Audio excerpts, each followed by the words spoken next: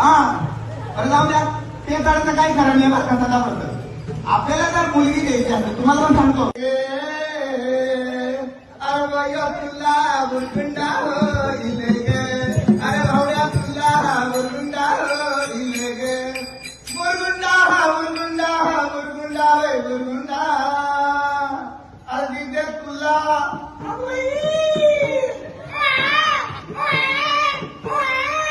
बुरगुंडा होईल बुरगुंडा होईल कसा